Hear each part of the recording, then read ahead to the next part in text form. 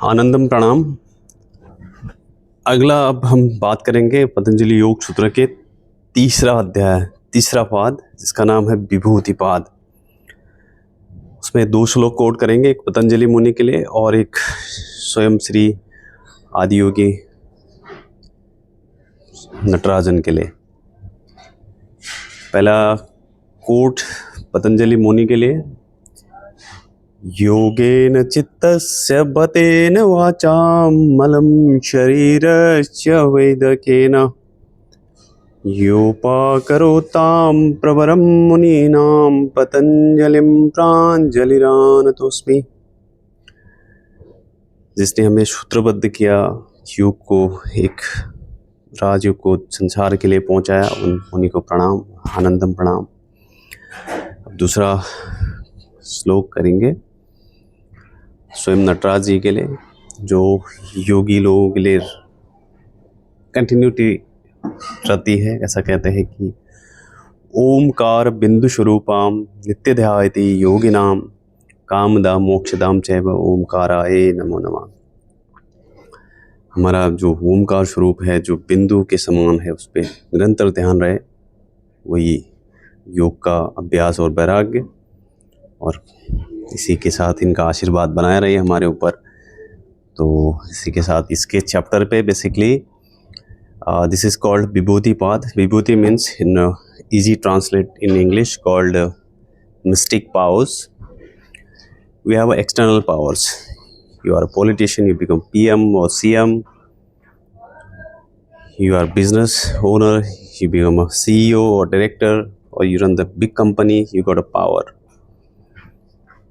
You have money in your bank account, you got a power. You are very masculine personality, you got a power. You have a family, you have a power. You have a intellect, knowledge, you have a power. And you have many different type of powers in external world. But क्या खुश होते हैं हम? बिल्कुल भी नहीं। बड़ा से बड़ा ऐसा कहते हैं कि ये ज़िंदगी भी उस मंजिल का ख्वाब दिखाती है जिसमें अमीरों को नींद नहीं आती है। तो एक्सटर्नल पावर काफ़ी चीज़ें होती हैं, जो भी है, जिससे एक शक्ति होती है। उसी तरह से विभूति पाद में पतंजलि हमें मुनि बता रहे कि इंटरनल पावर भी चाहिए होते हैं। जब आप योग अभ्यास में आगे बढ़ते हैं तो इंटरनल पावर आपको मिलने लगती है। This is called Samyama. From sutra 1 to सूत्र 8 मुनि डिस्क्राइब ध्यान, धारणा एंड समाधि। माफ करना, धारणा, ध्यान एंड समाधि। धारणा मतलब 1.8 concentration. The first slok itself from the Vibhuti part called Desabandha Chittasya Dharana. So 1.8 concentration. Then next is Dhyan. तो automatically happens. उस पर आपको लगाने की ज़रूरत नहीं पड़ती। इसमें आप इंद्रियों को लगाते हो, उसमें ध्यान में ऑटोमेटिक होने लगता है। And the third is called समाधि। समाधि मीन्स एक्सट्रीम ब्लिस, आनंद, मतलब उसके ऊपर है नहीं, परमानंद है। And then at the same time Patanjali Muni warn अस कि ये डिस्ट्रैक्शन है, इसमें इंटेंगल होना नहीं है। बाकी के सूत्रों में पूरा डिटेल में जो रिमेनिंग सूत्र बचते हैं उसमें सब इसी की बात करी गई है। At the same time I will quote one example from Bhagavad Gita chapter 10 Vibhuti Pada. Also Shri Krishna describe to the Arjuna, वृक्षों में मैं पीपल हूँ, चंद्रमा का शीतल हूँ, सूर्य का तेज हूँ,